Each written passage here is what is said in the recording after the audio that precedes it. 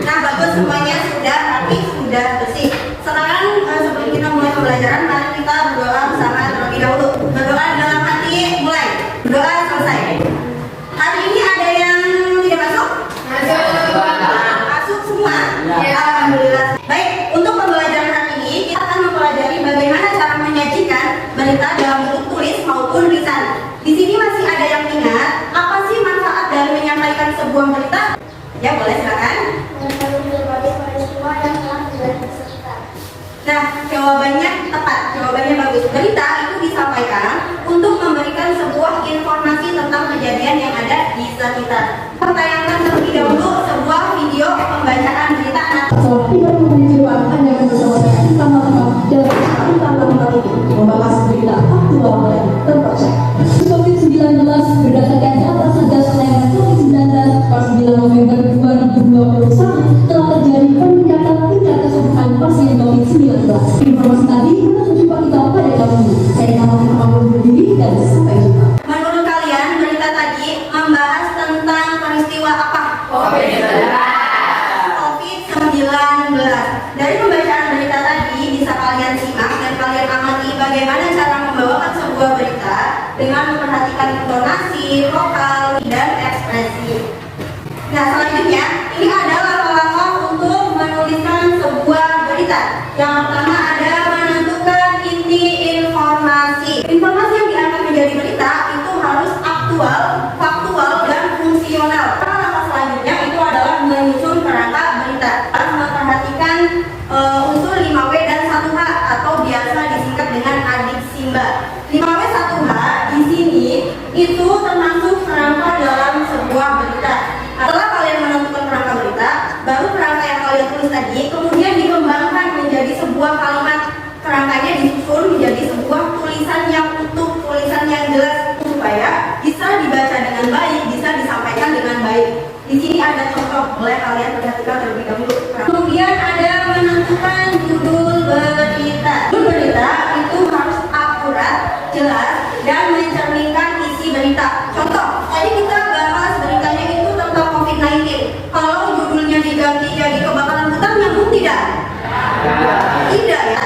Sekarang kita beralih tentang cara membacakan atau menyampaikan berita secara lisan. Yang pertama adalah pelafalan atau pengucapan yang baik. Ketika menyampaikan sebuah berita harus memperhatikan pelafalan atau pengucapannya supaya jelas dan mudah dipahami. Akhirnya kenapa? Gak apa-apa. Kalau gak apa-apa, perhatikan ke depan ya.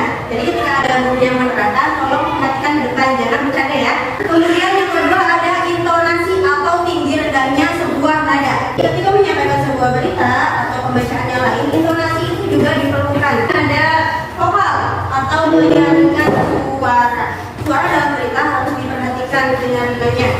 Yang keempat ada ekspresi atau mimik wajah. Ekspresi dalam menyampaikan sebuah berita itu harus diperhatikan pula. Jangan membaca berita dengan datar, dengan melambung. Kita harus membacakan berita dengan ekspresi yang menunjukkan bahwa kita benar-benar sedang menyampaikan informasi. Misalkan ketika kita menyampaikan informasi ke orang lain, tapi ekspresi kitanya bagus, yang mendengarinya akan semangat tidak? Tidak. Ketika kita menyampaikan sebuah informasi kepada orang lain, berikanlah ekspresi yang sesuai. Baik, sekarang ibu berikan kalian tugas individu.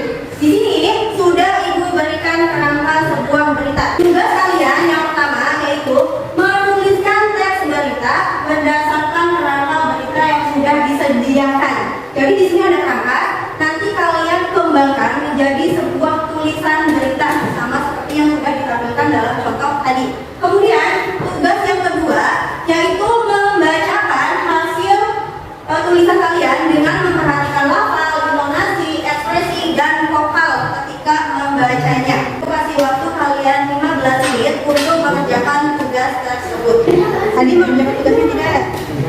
Tapi tadi kenapa hadis saya lemes itu? Pas ibu ngejelasin untuk sebelum masuk kelas, cukup terlebih dahulu ya. Jadi supaya belajarnya semangat, jadi gak ngantuk. Semangat kerjain ya. Baik, waktu pengerjaan tugas individunya sudah selesai. Sekarang ibu akan tampilkan siapa yang membacakan beritanya terlebih dahulu. Di bulan 11 ya. Ibu lihat absen 11 itu ada Intan Wajro. Intan Wajro pemirsa, selama 30 menit ke depan Anda akan bersama saya di Tanpa Zero dalam acara Pedis News membahas berita aktual dan terpercaya. Pemirsa, ini hujan yang mengguyur Jakarta Selatan selama beberapa jam pada Minggu 16 Februari 2023. Malam mengakibatkan sejumlah titik di wilayah Jakarta Selatan terendam banjir. Banjir terjadi di 4 kecamatan Jakarta Selatan, yaitu Kecamatan Kebayoran Baru, Kecamatan Kebayoran Lama, Kecamatan Mampang, dan Kecamatan Pancoran. BPBD DKI Jakarta telah mengarahkan personel untuk memonitor kondisi banjir dan mengkoordinasikan unsur Dinas Sumber Daya Alam, Dinas Bina Marga, dan Dinas Lingkungan Hidup. Informasi tadi menutup jumpa kita pada kali ini. Saya di Tanpa Zero, pamit undur diri, sekian dan sampai jumpa. Baik, itu tadi adalah penyampaian pembacaan dari teman kalian. Berikan tepuk tangan. Silakan Intan boleh duduk. Jadi nanti ibu dan kata saja diumumkan terlebih dahulu. Sekalian sudah menampilkan pembacaan berita secara lisan dan sudah mengumpulkan tulisannya. Hasilnya bagus, kalian sudah bisa memahami dan sudah mampu membacakan berita secara lisan dengan baik. Baik, untuk pembacaan ini dapat disimpulkan bahwa ketika menyampaikan sebuah berita atau menuliskan sebuah berita itu harus memperhatikan unsur-unsur dan pola penyajiannya. Di sini kalian sudah menyampaikan dan sudah menuliskannya dengan baik. Dari pembelajaran hari ini, penjelasannya mudah dipahami tidak? Mudah. Pembelajaran hari ini menyenangkan tidak? Menyenangkan. Baik.